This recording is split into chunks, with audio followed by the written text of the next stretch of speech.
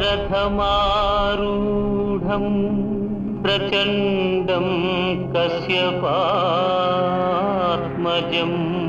శ్వేతపద్మధరం దేవం తం సూర్యం ప్రణమామ్యహం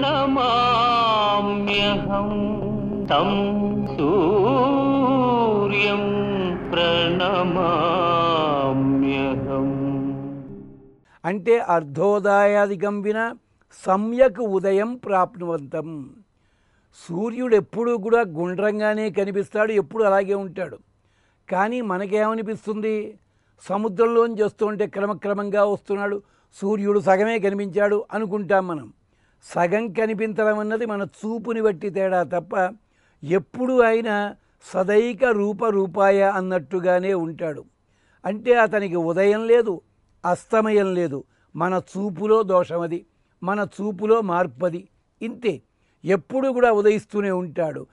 పూర్వాయ వేధసే నవీయసే, వేదం చెప్తుంది. సదైక రూపరూపాయ అన్నప్పుడు ఆయన ఇంతకు ముందు ఉన్నాడు, ఇప్పుడు ఉన్నాడు, ఎప్పుడు ఉన్నాడు.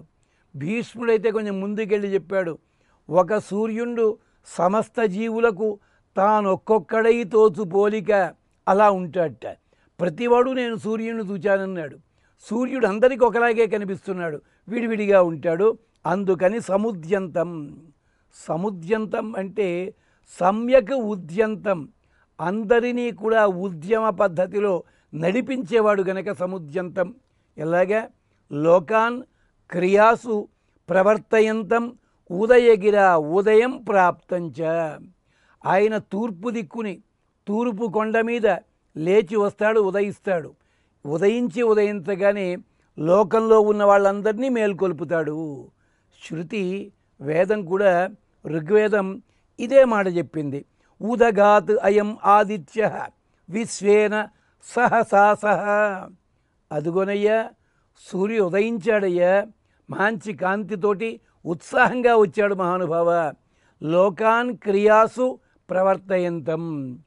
దీన్ని తిరుప్పావైలో కూడా కీజ్వానం వెల్లెండ్రు, ఏమా నిద్రలే, తెల్లవారింది, తూర్పు దిక్కంతా కూడా కింది ఆకాశం అంతా బాగా తెల్లబడిపోయింది అని అంటారు. అక్కడ సూర్యుడు దయించి లోకాలని మేల్కొల్పడం ఎలాగయ్యా అంటారా? మానవులందరూ కూడా నిద్రలు పోతూనే ఉంటారు. కానీ సూర్యకాంతికి మొట్టమొదటిగా మెళకువ తెచ్చుకునేది ఏది? కోడి పక్షులును.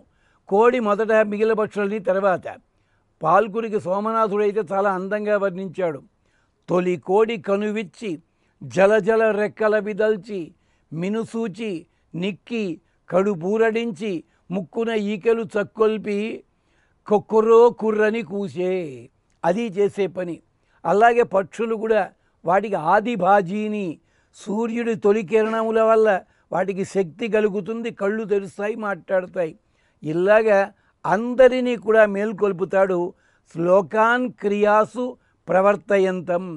ఎవరెవరు ఏ ఏ పనులకు వెళ్ళాలో ఆ పనుల లోపల ప్రేరేపణ చేస్తాడు. ఇది ఇప్పుడు ఒక్క క్షణం ఆగితే ఆదిత్య హృదయం ఎన్ని గంటలకి చెప్పడం జరిగింది. ఇలాంటి ప్రశ్నలు మనం పెద్దగా పట్టించుకోం. ఆధునికులైన వాళ్ళు వేళాకోళం చేస్తుంటారు వీటి గురించి. మహామహులైన ఉపన్యాస ప్రవక్తలు కూడా వీటి గురించి చెప్పకుండా చెప్తూ వెళ్ళిపోతారు. నారదుడు వచ్చాడు, వాల్మీకి ప్రశ్నలు వేశాడు, రామాయణం చెప్పాడు. ఇప్పుడు ఒక ప్రశ్న ఏమిటంటే, అది అయిన తర్వాత స్నానానికి వెళ్ళాడు వాల్మీకి. అంటే ఆ రోజు స్నానానికి లేటుగా వెళ్ళాడా అని అడుగుతాడు కూర్చున్న వాళ్ళలో ఒకడు. అంటే ప్రశ్న వేస్తే వినేందుకు ఓపిక ప్రవక్తకు ఉన్నట్టయితే సమాధానం చెప్తారు. ఎవళ్ళు చెప్పరు. మరి పాచిమొహంతోటే కూర్చున్నాడా, లేదా స్నానం చేసి వచ్చి సంధ్యావనం అయ్యే లోపలే నారదుడు వచ్చాడా? చెప్పరు. నారదుడు వచ్చేసరికి స్నాన సంధ్యాదులన్నీ అయ్యాయి. రెండవసారి స్నానానికి వెళ్ళాడు ఆయన. కథ చూస్తే అర్థమవుతుంది. మళ్ళీ అదంతా పెద్ద కథ.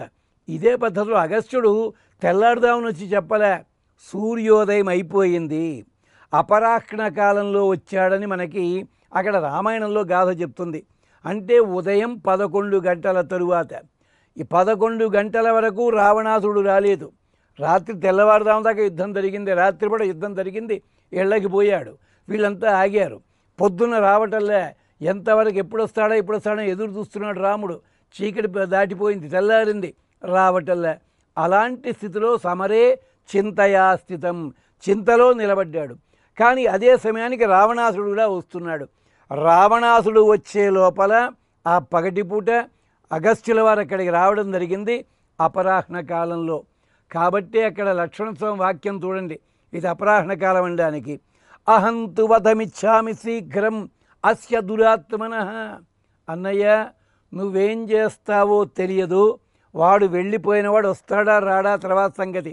నేను మాత్రం ఒకటి అనుకుంటున్నాను, సూర్యుడు అస్తమించే లోపల రావణాసుడు మరణించడం నేను చూడాలి.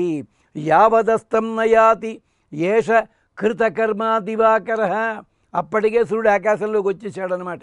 ఈ సూర్యుడు అస్తమించే లోపల రావణాసురుడి మరణాన్ని నేను కన్నులారా చూడాలి లక్ష్మణస్వామి. అందుకని ఉదయం 11 గంటల ప్రాంతంలో అగస్త్యుడు రావడం జరిగింది. అంచేత ప్రత్యేకించి ఒకనప్పటి కాలంలో ఆదిత్య హృదయాన్ని ప్రత్యేకించి మంత్రభూతంగా చదివేటప్పుడు ఒక ప్రక్రియ ఉండేది.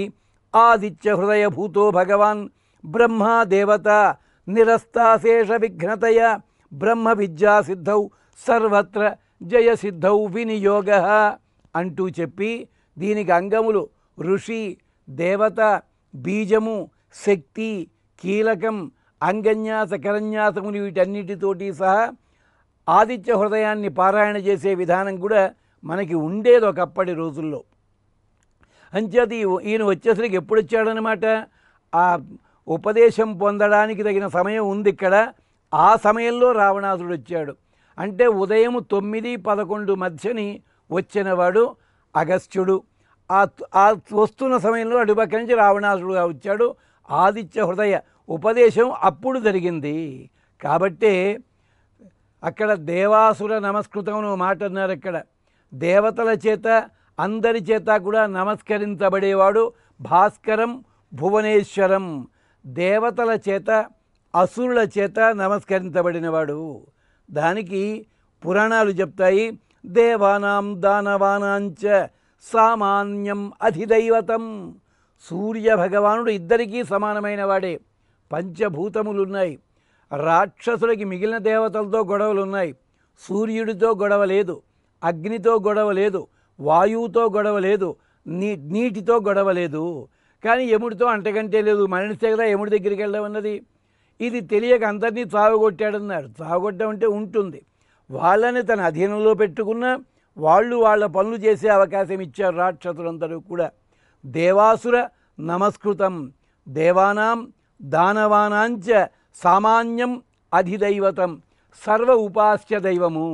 ఆఖరికి రాక్షసుడు కూడా సంధ్యావందనం చెయ్యాలంటే సూర్యుడినే ఆధారంగా చేసుకోవాలి. ఏ సూర్యుడైతే తమకి సేవకుడిగా చేసుకున్నామని అంటున్నారో వాళ్ళు అదే పని. ఇది గమనించండి. అలాగే మనకి రకరకాల సాంప్రదాయాలు ఉన్నాయి. మా ఇష్టదైవం పరమశివుడు, లేదా వినాయకుడు, లేదా మరొకటి, లేదా శ్రీ మహావిష్ణువు, నరసింహస్వామి. ఎవరు ఏ ఏ దేవతలను ఉపాస్యముగా సేవించిన, లేదా దేవుళ్ళు ఏమీ కాదండి, మనకు 200 ఏళ్ల కింద వాళ్ళు ఆవిర్భవించారు, వారే మాకు దేవుడు, ఆయన పేరుతో పాటు దేవుడి పేర్లు కలుపుకుంటాం మనం. ఎవరొద్దన్నారు? కానీ ఆచమనం చేసేటప్పుడు ఏం పదాలు చదువుతాం మనం? అచ్యుత, మాధవ, కేశవ. ఈ పేర్లు ఎక్కడి నుంచి వచ్చాయి? ఈ పేర్లు చెప్పబడే దేవుడు ఎవరవుతారు? ఆలోచించుకోవాలి. అలాగే ఉపాస్య దైవం ఎప్పుడు ఒకరే ఉంటారు, పేర్లు మారుతుంటాయి వాళ్ళ వాళ్ళ అభిరుచుల్ని బట్టి. ఇక్కడ దేవాసుర నమస్కృతం.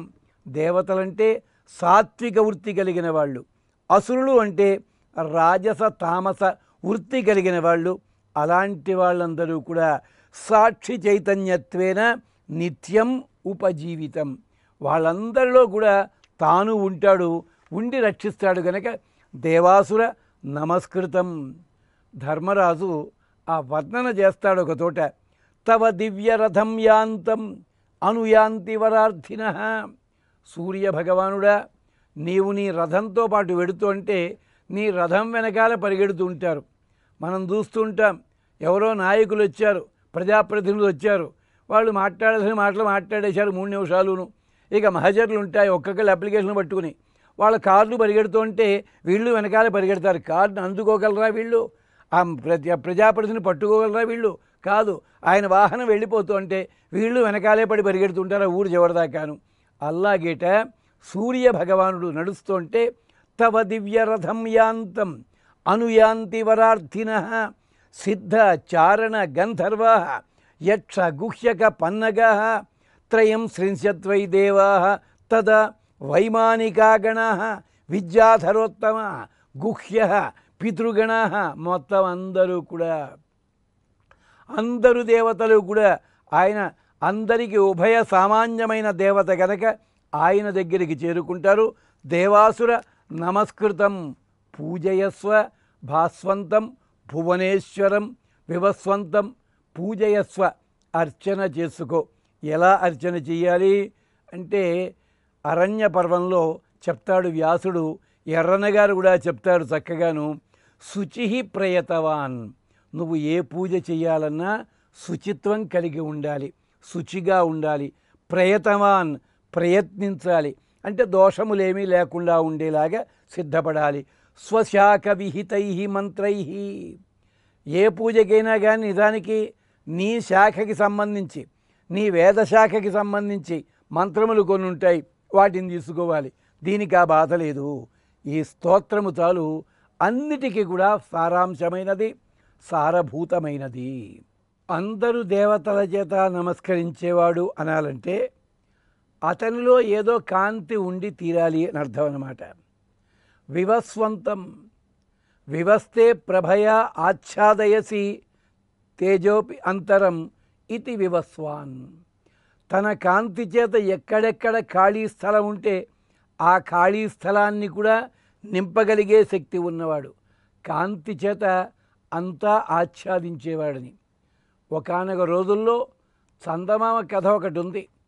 ఒక యజమాని తన కొడుకులకి నలుగురికి సమానంగా డబ్బిచ్చి, దీన్ని మీరేం చేస్తారో తెలియదు, మీకు 4 గదులు ఇస్తున్నాను, దీంతో కొనుక్కొచ్చే ద్రవ్యాలతో ఆ గది నింపండి అన్నట్ట పాపం.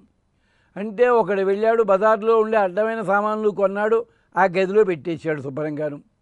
రెండోవాడు ఇంత వేస్ట్ ఎందుకని చెప్పి 3 బళ్ళ గడ్డి పట్టుకొచ్చాడు, అదంతా నింపేశాడు. 4గోవాడు కిరాయికి మనుషులను పట్టుకొచ్చాడు, గదంతా నింపాడు పాపం.